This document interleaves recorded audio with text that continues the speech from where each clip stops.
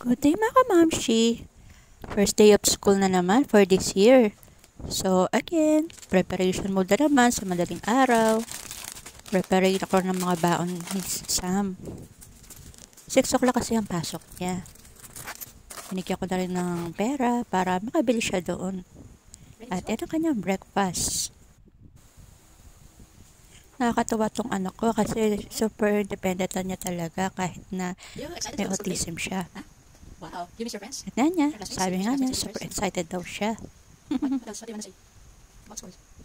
Totoo ba yan, anak? You miss school? Yan na yung service niya. Bye.